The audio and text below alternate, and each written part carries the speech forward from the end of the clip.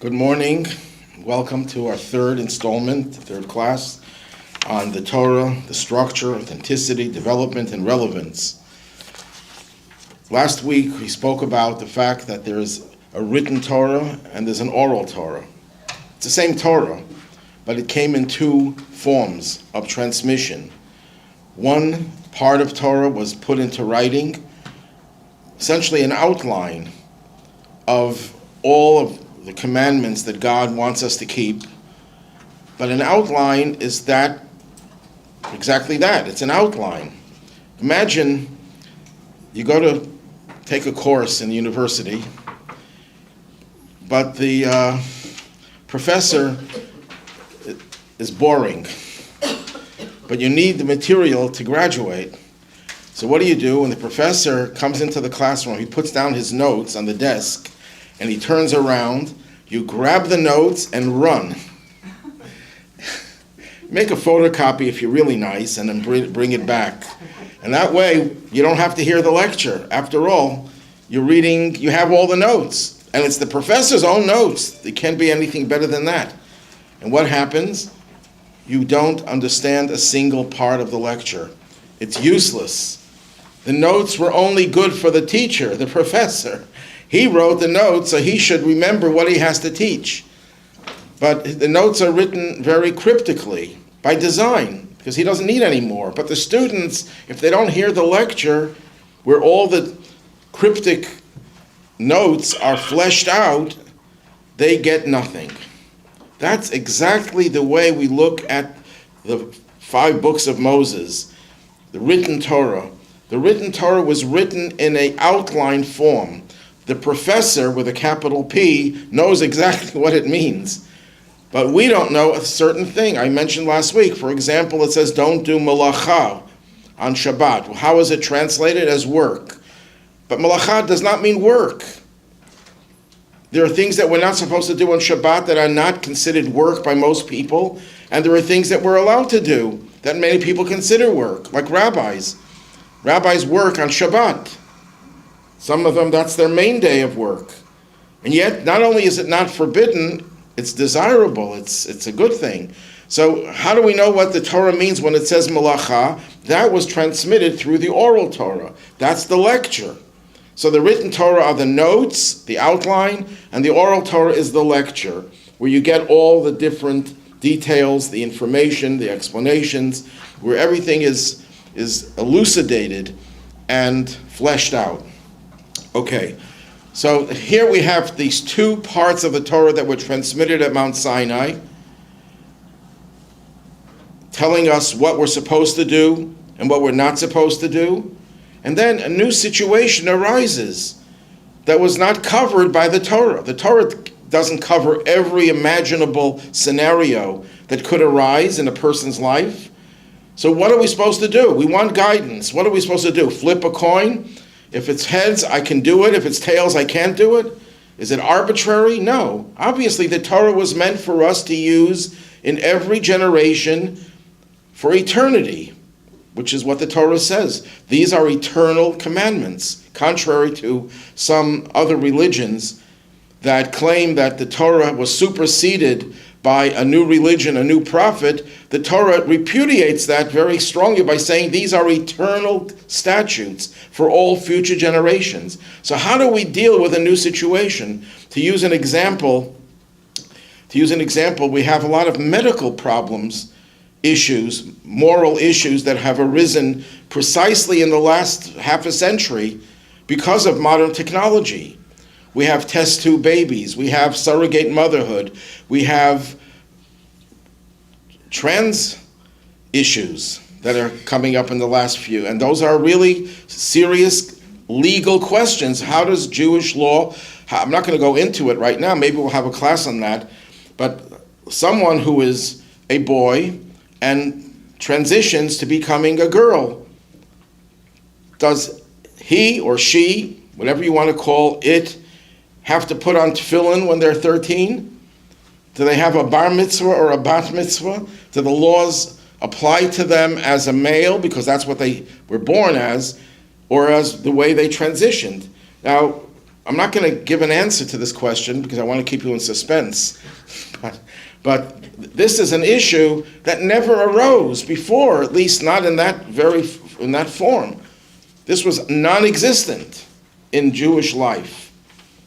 I'm sure there were cases where it happened, but you can't find it being discussed. So the rabbis today have to apply principles that were established by the Torah in the oral Torah and apply it to today. How do you apply it? You look for the underlying principles, and the underlying principles were always there.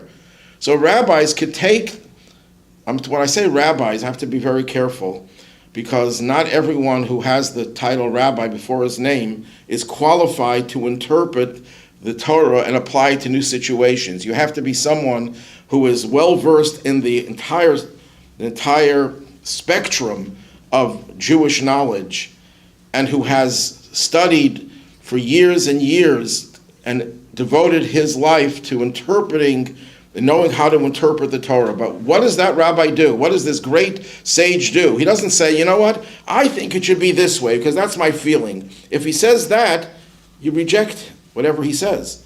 You can't make things up on your feelings. It has to be rooted in the Torah. I'm not going to give a perfect analogy, but it's somewhat of an analogy. When there are new questions about rights and people go to the Supreme Court, and what does the Supreme Court do? What are they supposed to do? They don't always do it right. They're supposed to go to the Constitution and say, what does the Constitution mean? What did the Founding Fathers have in mind? What were the principles that were espoused by the Founding Fathers who wrote the Constitution, and how could they be applied to modern day situations? Now, since they're human and fallible and sometimes biased, you can sometimes come out with a distorted interpretation. But the concept is that you can't just say, if a justice says, I'm voting X because that's how I feel, then he's disqualified himself. He's delegitimized the process. You can't base it on your feelings or on your, let's say that if I was the justice in the Supreme Court and an issue arises and Jewish law says to do it this way, but the Constitution would say, no, the other way. If I ever get to that position, maybe when I grow up, I'll try to become a justice of the Supreme Court, maybe even Chief Justice.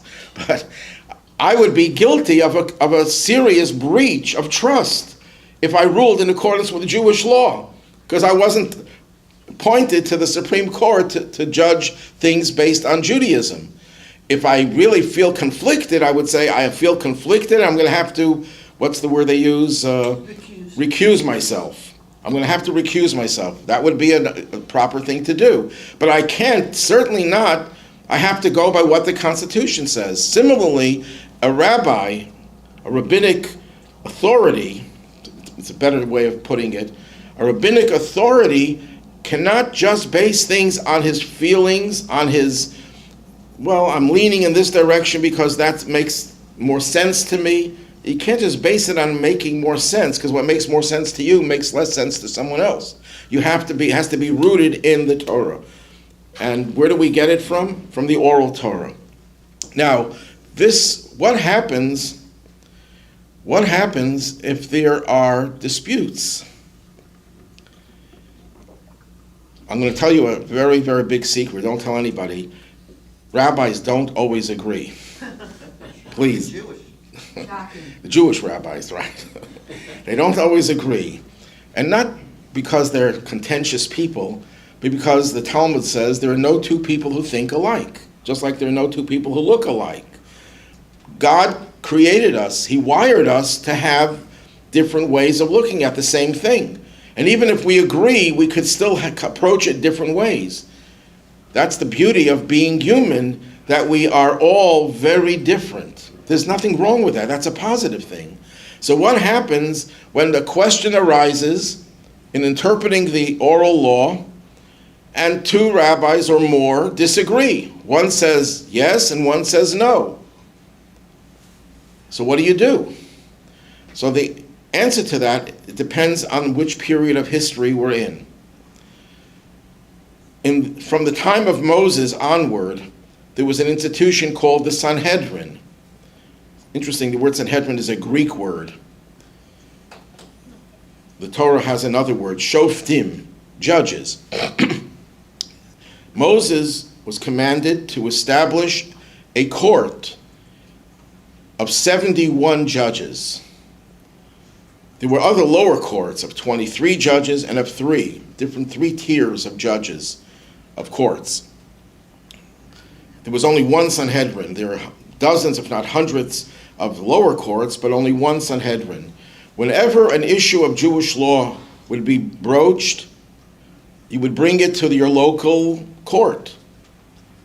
If they had a dispute and they couldn't resolve it, it would be brought to a higher court until it was brought to the Sanhedrin, and they would vote on it. And the Torah says, you follow the majority. That's a biblical commandment, to follow the majority. So if ever a new issue arises, it's resolved very easily. You bring it to the Sanhedrin, they argue about it, they debate it, and they take a vote, and we go by the majority. But what happened after the Sanhedrin was disbanded because of the destruction of the temple and Roman persecution, and we no longer had one body that could resolve issues. You have rabbis scattered all over the world. So then you go by the authorities of your community. You can't just rely on taking a vote because there's no body that unites all the rabbinic authorities together in one place. So what do? We go by the authority in your community. If the authority in your community doesn't feel qualified to rule, if someone's going to come to me and ask me a question about life and death issues that I don't feel comfortable ruling on, I go to another higher authority, someone who is more advanced in this area, and consult with that person and then give the ruling accordingly. So you can have different communities following different opinions. In the days of the Sanhedrin, it didn't happen, because once the Sanhedrin ruled, that became law for everyone. But then there was an in-between period.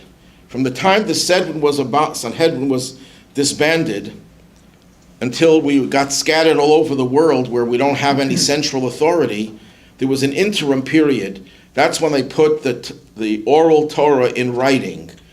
First in the Mishnah, and then the Gemara, the Talmud.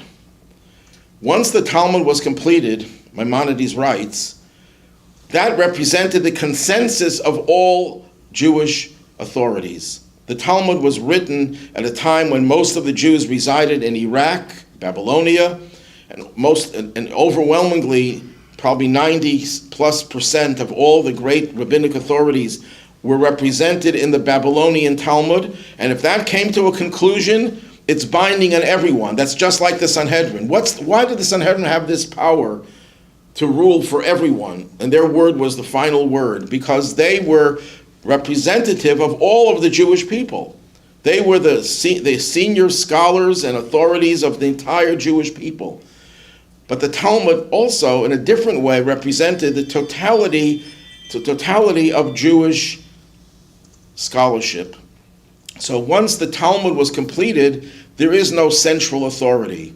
There have been local central authorities. For example, if you lived in Egypt in the 12th century, Maimonides for you was the final opinion.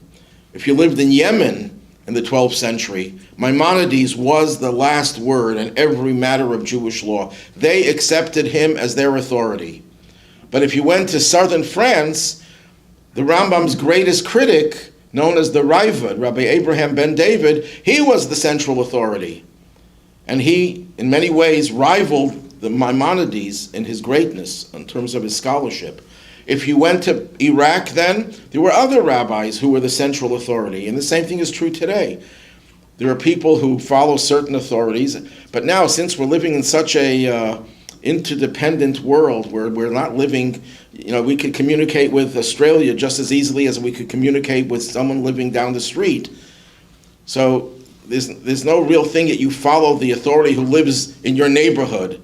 You can choose the authority who lives in Sydney, Australia, or in Russia, wherever they may be, and that becomes your guide in Jewish life.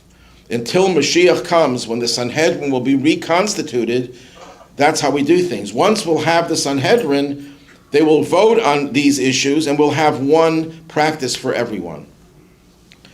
But then the question is a more fundamental question here. Why are there disputes? If God wants us to do something one way, then he should tell us clearly what we're supposed to do. And if it's all God's word, how could there be two different opinions? And the Talmud says, you know what? Both opinions of the school of Hillel and of the school of Shammai are the word of the living God. They're both divine. Well, how could that be? You know, it reminds me of the story where two people come to the rabbi, famous story, and one of them presents his case, and the rabbi says, you're 100% right. You're right, you win. Then the other one says, 1 second, let me tell you my side. And he tells his side, and the rabbi says, you're 100% right. And then his wife, who was eavesdropping, says to the rabbi, Rabbi, how can they both be right? And the rabbi says, you know what? You're also right. So, how could two opposite opinions be right? So the short answer is, the long answer you need to go into Hasidic thought, Hasidic philosophy, but the short answer is, God gave the Torah to humans. You would expect that God, being the all-knowing, knows that human beings don't always agree and see things different ways. So, if I'm giving a class, I'm not comparing myself to God, of course, but it even works with human beings. If I'm giving a class and I'm going to say something very general, I know, inevitably, there will be different ways that you interpret what I just said. Because I know you're human, and each person has his or her way of thinking. So if God puts the Torah in the minds of different people, he expects there to be differences. Yes, you can only follow one. You go by the majority. But it's like taking water and pouring it in a red glass, and then another pouring some of the water in a green glass and in a blue glass. What color is the water? If I ask you that question, is the water red, blue, and green? The same color, but it looks different. That's exactly, the divine knowledge is pure, but it can go into different glasses, different colors, and it comes out differently. But they're all the same living God. Now that doesn't mean that we have a license to legitimize every opinion. You're entitled, I believe the world is flat. So based on what I just said, if you say the world is round, you're right. If you say it's flat, you're right. No, there are wrong opinions also. There are illegitimate opinions. There are distortions of truth. So even though the Talmud says that both opinions are the word of the living God, it doesn't mean that every opinion. And that's why the rabbis did very often reject interpretations as being totally outside the pale. You find that in the Talmud a few times where someone said something so outrageous, the response was, may God forgive him for his outrageous comment. And it was rejected, totally rejected. So there could be many legitimate opinions, though you can only follow one. Let's take Hanukkah. Hanukkah, we light candles going from 1 to 8. That's the school of Hillel. The school of Shammai says, no, you go from 8 to 1. And they both have compelling reasons for their opinions. You can only do one. And the Talmud clearly says we follow the school of Hillel. You can only do one. You can't do both. You could light 2 menorahs. I get one you can do it one way, one the other way. That will just be confusing.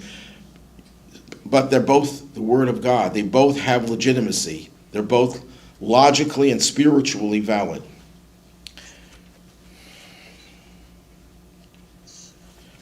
So far, we've been discussing the oral law transmitted by the rabbis, the sages, from one generation to another.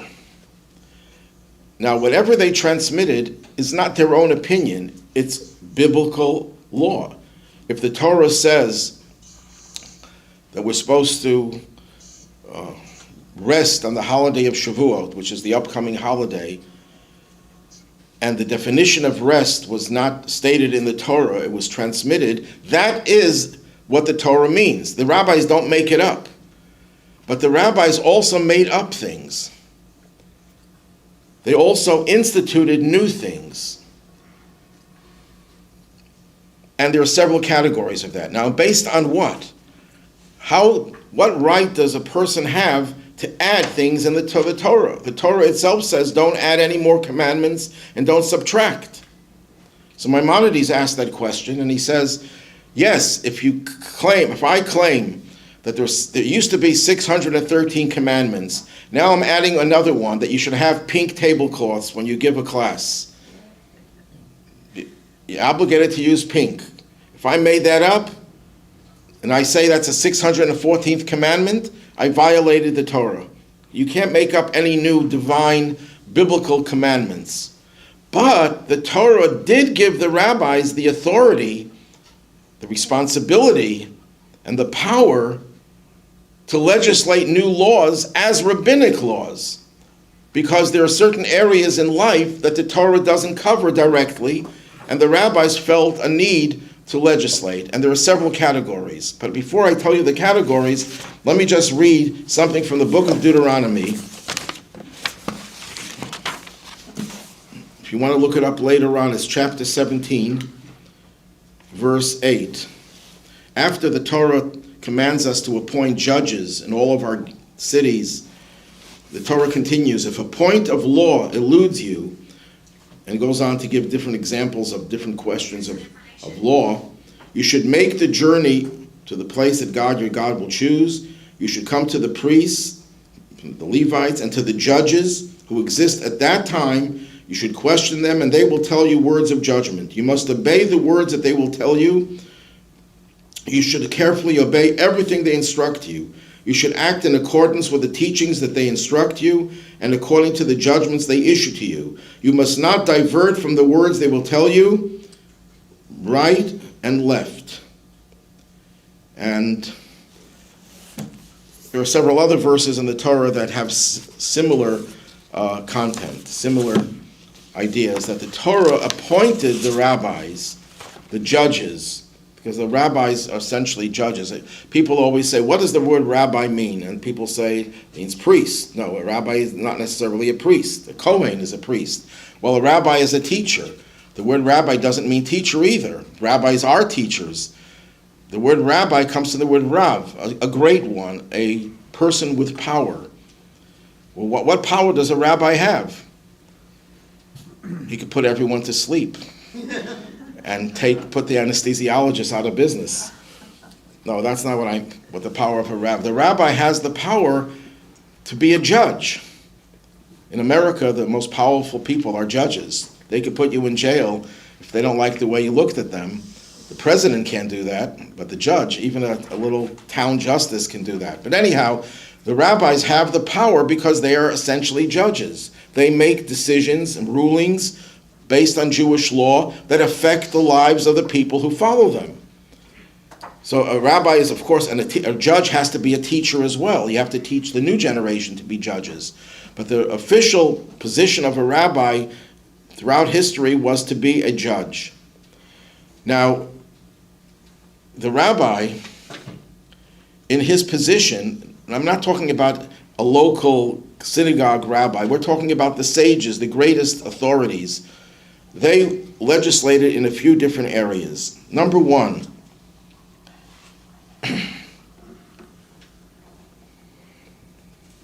well, before I go into the examples, let me just give you another analogy. If your parent tells you to do something, you're obligated to do it based on the commandment to honor your father and mother. Tells you, go to the store and get me a loaf of bread, you're obligated to do it. Where does the Torah say you have to bring a loaf of bread to your father? Does anyone quote a verse to that effect? Obviously not. Nowhere does the Torah tell you that you should bring bread to your father. It tells you, honor your father and mother. But if the father and mother want something, you are honoring them if you give them what they want. The same thing is true with the rabbis. The Torah does not tell us to observe Hanukkah. Nowhere could you find a commandment in the Torah to observe Hanukkah. Hanukkah historically happened after the biblical canon was sealed, so it couldn't be mentioned in the Torah. But yet, why do we observe Hanukkah? Well, the rabbis of the period of the Maccabees instituted a holiday called Hanukkah. But the Torah doesn't tell us to observe Hanukkah. And moreover, before we light the Hanukkah candles, what is the blessing? After the introduction, we say, He sanctified us with His commandments and commanded us to light the Hanukkah candles. Where did God command us to do it? The answer is, as Maimonides says, the Torah commands us to listen to the rabbis' institutions, their enactments, what they instituted. And therefore, they commanded us, they said we should light the Hanukkah candles. Indirectly, that's God's will.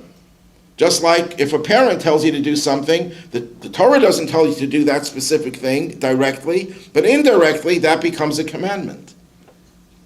So, the different areas of rabbinic law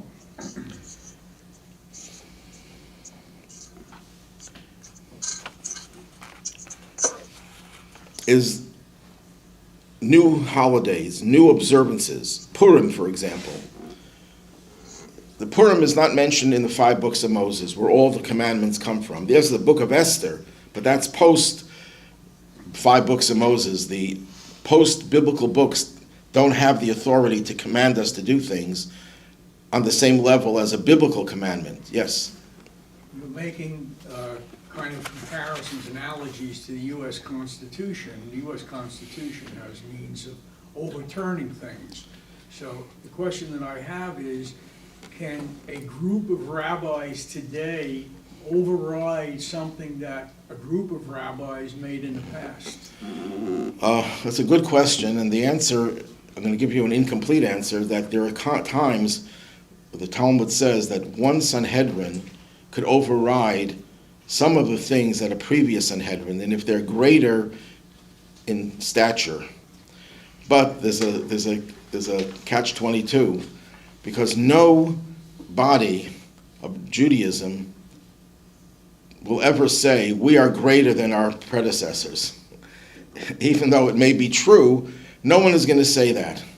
So for all intents and purposes, once the Sanhedrin ruled, it was very rare for another Sanhedrin to override it. But in some cases they could. The Rabbi says something very interesting. The great Kabbalist, the Arizal, said that when Mashiach comes, we will follow the school of Shammai, not the school of Hillel. And if we'll light the Hanukkah candles in 8, 7, 6, we'll go in the reverse order. And not just that, but all the areas where they disagree. Who said that? The Arizal, the great Kabbalist. So the Rebbe asked the question, you can't go, if the law was already passed in accordance with the school of Hillel, how do we change that? Mashiach can't wave a magic wand and just change things. It has to be within the structure of Jewish law. So the Rebbe says the Sanhedrin will reconvene then, and the members of the Sanhedrin will be greater than any other Sanhedrin before, because the dead will have come back to life, and will have the greatest sages and prophets to be members of this Sanhedrin, and they will override what we have been doing until now, and we will then follow the school of Shammai. I think you had a question first, yeah? I'll get it. Just kind of to piggyback on what he had asked. So does it depend on, so you, for example, yourself, can you override like a certain category, like a Messianic rabbi? Are they even considered a rabbi? What does that mean, Messianic rabbi? So they're the ones that kind of split. They still. You mean they believe that in Christianity? Right. Okay, they're. Can you please repeat so people? Okay, the question was, how do we view so-called Messianic rabbis? I'm a Messianic rabbi. I believe in the Mashiach. But they believe in someone who Judaism does not accept. That's from the point of view of Judaism, that's totally wrong. So there's nothing to discuss. Can I Yes. just answer that? Messianic Christians are Christians. Their rabbis are Christians, and they're just Christians, and you have to view them as Christians. Their religion is Christianity, not Judaism. Even though they follow, or they So they have a Passover or a Rosh Hashanah. Well, okay, we're going off to a totally different subject. But I do want Yeah. to say something. What I wanted to say is that the commandment and the mitzvah is the lighting of the Hanukkah candles. Right. So maybe the divinity is a commandment of lighting the Hanukkah candles, so it's really up to the community or the rabbis. It goes either way, because either one, lighting it this way or that way, fulfills the mitzvah and fulfills the commandment equally as well. Not necessarily.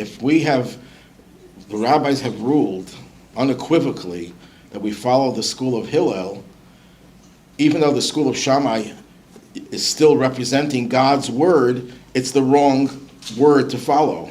It's like if I observe Shabbat today, I'm doing everything right, but it's wrong, because today is not Shabbat. So, I understand, but the mitzvah is Shabbat, not any doing Shabbat on any right, but the given mitzvah day. there is to light it in ascending order, the way the school of Hillel. That's not actually, the mitzvah is to light the candles. No, the way it was That instituted, God commands us to light the candles. but the rabbis instituted to do it a certain way. Actually, you don't even have to light more than one candle every night. That's the highest standard, to do it in ascending order. But that's taking us off into a totally different subject. So the first area, yes? I'm still confused with why now we follow Hillel and Why will we follow the school of Shammai is based on mystical ideas that Hillel and Shammai represent two different dynamics, spiritual dynamics. And right now we're closer to Hillel's dynamic. In the Messianic age, the world will be able to handle a more sophisticated dynamic of the school of Shammai. so Shammai is more sophisticated. Shammai, the Don't Talmud follow- says, was actually greater scholars in the school of Hillel, but they were super smart. But they're still in the minority. They were in the minority, yes, right. We don't always go by who is more brilliant. We go by the majority when it comes to matters that Jews, providing that the others are So- qualified. So who says that because he's more brilliant, therefore when... Well, okay, I said you can only understand it when through Hasidic thought, which takes us into another area, not for now. We'll do it some other time. Please. New class, Hillel versus Shammai. It's not Hillel versus Shammai, it's the school of Hillel versus the school of Hillel. Hillel and Shammai hardly ever argued. Really? Right, in the Talmud only a few disputes are recorded. It was their students who argued all the time. But who says now that then, in the future, it will be that way? So who is holding on to it? The Kabbalists say that, and they base it on their mystical teachings, knowing the dynamics of what life is like today and what life will be like in the future. But anyhow, that's one area where the rabbis institute holidays. They instituted Purim, to read the Megillah, among other things, to light Hanukkah candles, to light Shabbat candles. Nowhere does the Torah say to light Shabbat candles. It says to remember the Shabbat, to make it holy, but it doesn't say to light Shabbat candles. The rabbis, the sages, instituted that because they wanted the light, the spiritual light of Shabbat, to not just be spiritual, it should be manifested in a physical way. It'll enhance our enjoyment of the holiday, and it brings honor to the holiday. It will prevent domestic strife, because people living in the dark could cause people to harm one another. Whatever the reasons are, the rabbis instituted lighting Shabbat candles. The blessings that we say before eating food or before we perform a mitzvah, they're not mentioned in the Torah, except for one blessing, or maybe two. The grace after meals is mentioned in the Torah. The priestly blessing is mentioned in the Torah. And the third, according to one opinion, the blessing before studying Torah is mentioned or alluded to in the Torah. The rabbis instituted prayers. The Torah tells us to pray, but it doesn't say how to pray. The rabbis instituted that. After a wedding, there are 7 days of celebration. That was instituted by the rabbis. Mourning is Shiva. Shiva is a rabbinical institution, which is 7 days, by the way, because the word Shiva means 7. That's one category. Then there's another category where the rabbis instituted things to protect biblical laws. They realize that sometimes people will violate a law because there's a lot of challenges. So they instituted different things to enhance biblical laws. I'll give you an example of the washing of our hands before eating bread. Why do we wash our hands before eating bread? Not for cleanliness. If your hands aren't clean, you can't wash them. They have to be clean before you wash them. If there's dirt on your hand and you wash for bread, you have to redo it. It has to first be clean physically, and then you pour the water, which is a spiritual thing. But what's the legal reason for washing the hands? Because in the days of the temple, every Jew who had produce would have to tithe his produce and give a percentage of his produce to the Kohen. That food is called truma, tithe. It's a tithe, and was holy. And only a Kohen could eat that. And if the Kohen was ritually unclean, if his hands had touched something that was connected to a dead body or a dead rodent or something like that, he couldn't eat truma. He had to wash his hands on certain types of impurity. So the rabbis were concerned that people will just go eat the truma, the kohen, and not wash their hands. So they instituted that everyone has to wash their hands before eating bread. That was in order to create an atmosphere of purity when it comes to eating the food that needs to have purification before consuming. And that's the reason also why you don't talk after. That's a separate thing, because when you make a blessing, you're supposed to make sure that, well, when you wash, rather, if you talk about other things, then you're not washing your hands. Your hands might have touched something else in between. So it's a concentration thing. Right. But then another example is on Shabbat, we're not allowed to do certain types of work. But we're not allowed to even handle certain things. Take a hammer. You're not supposed to move a hammer. One of the reasons would be is because people use hammers to build, and we're not allowed to build on Shabbat. That's just one example. So the rabbis instituted things to protect. You're not supposed to ride a horse on Shabbat. Why not? What's wrong? The horse is not forbidden to ride, because while you're riding, you might see a branch. You don't have a whip for the horse, so you break off a branch to whip the horse. And breaking a branch off a tree is one of the forbidden forms of work on Shabbat. For the same reason, you're not supposed to climb a tree on Shabbat, because you might rip off a branch. And that's biblical. So they enacted certain provisions to prevent violation of biblical law. Then there's another category, a third category, Tikkun Olam. Everyone hears the word Tikkun Olam. Tikkun Olam is an expression, a biblical expression, which doesn't mean what it's being interpreted today. Tikkun Olam in the Bible means to make the world recognize that there's one God. That's called repairing the world.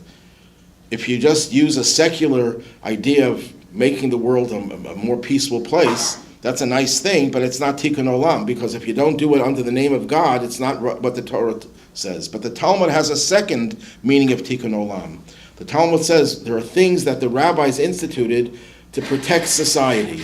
For example, the Pruz Bowl. Pruz Bowl has nothing to do with the Super Bowl.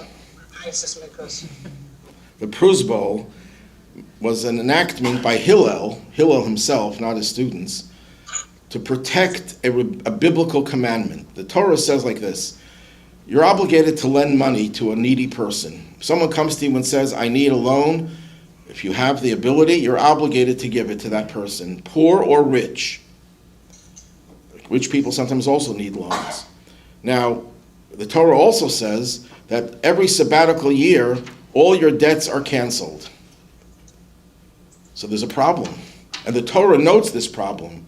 People will not lend money to poor people because they're afraid that the poor people, will just wait for the sabbatical year to pass and then no more debt. So and the Torah says you're not allowed to think that way, but people are people, humans are humans. So Hillel enacted a thing called a prusbo, which means that if you have a debt, that someone owes you money, you hand it over to the courts.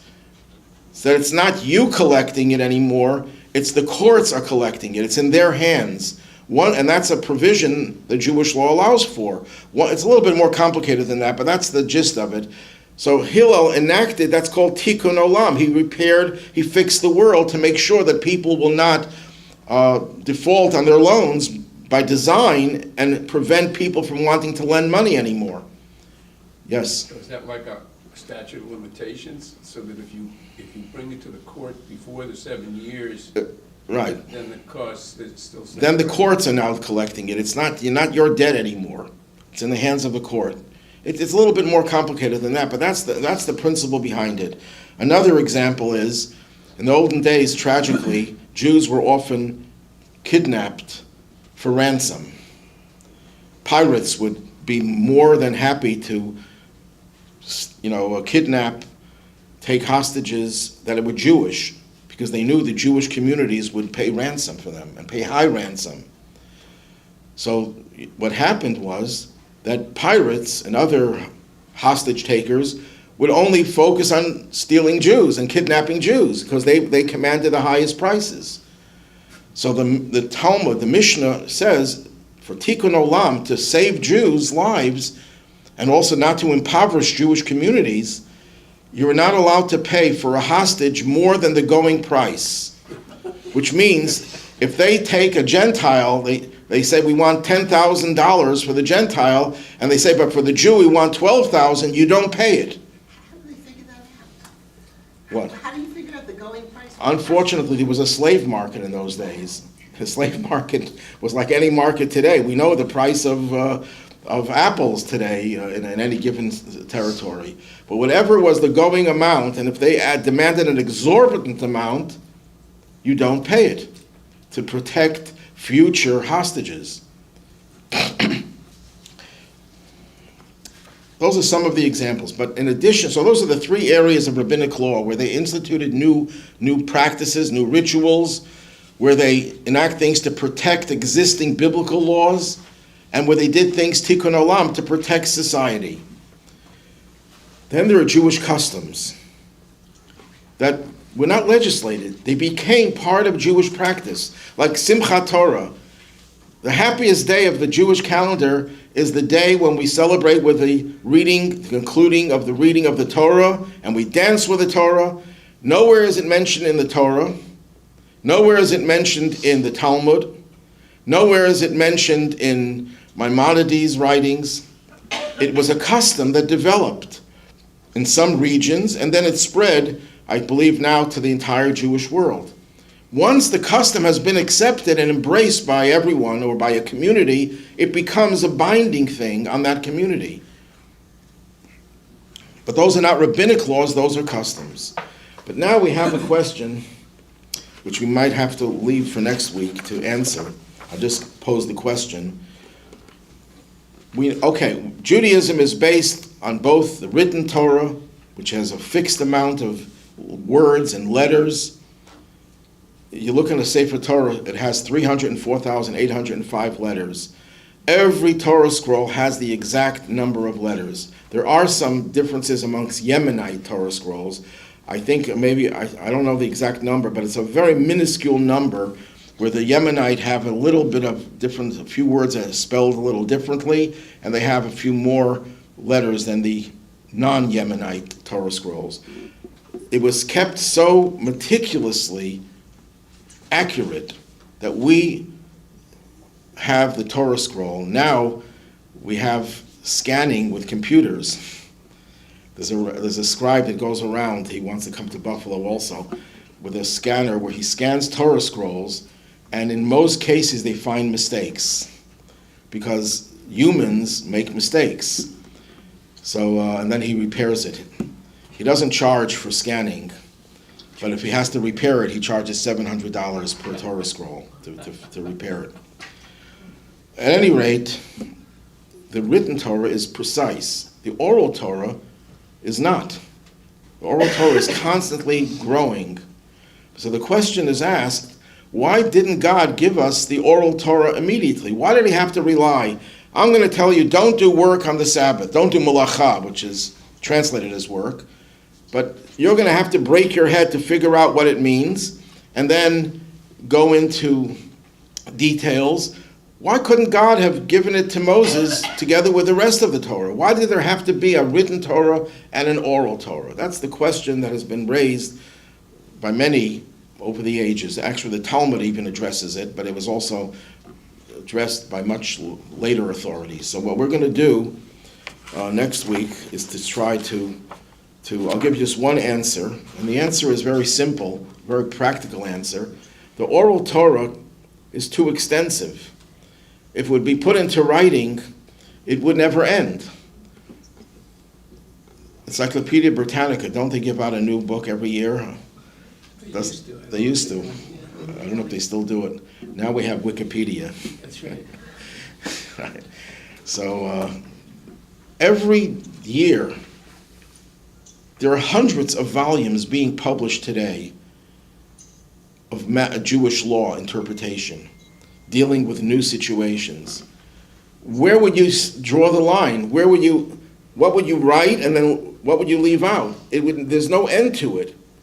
That's a very down-to-earth practical explanation, but it's not a good enough explanation, because at least the basics should have been written clearly. At least, like to use the example of Shabbat, there are 39 categories of work that we're not allowed to do.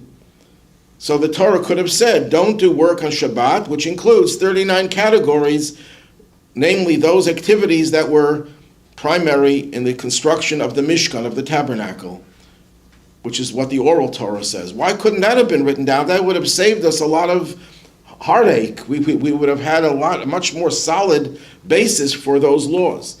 Or if it says we should take a fruit of a beautiful tree, a beautiful fruit of a tree, that it means an etrog.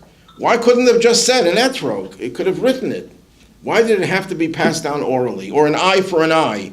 An eye for an eye was never interpreted. In fact, the oral Torah interpreted it to mean the value of the eye, financial compensation. But why couldn't the Torah have said an eye for an eye means the value of an eye, like it does in other places? It tells you if someone injures someone, he has to pay for the damage. It could have said, here, pay for the damage. And you know what? It would have saved us a lot of heartache, because you know what Jews have been accused of? Of being cruel. We are Old Testament, and we're filled with a definition of a God who's a God of vengeance, a God of anger, a God of revenge. And proof of that is an eye for an eye. Look how cruel the Torah is. That's how we've been accused of that by Christians. And they say, but their New Testament is a loving God, a God who's, everyone there comes in the name of a loving God. If you don't embrace Christianity, will burn you alive, but it's a loving religion that has been practiced for 2,000 years.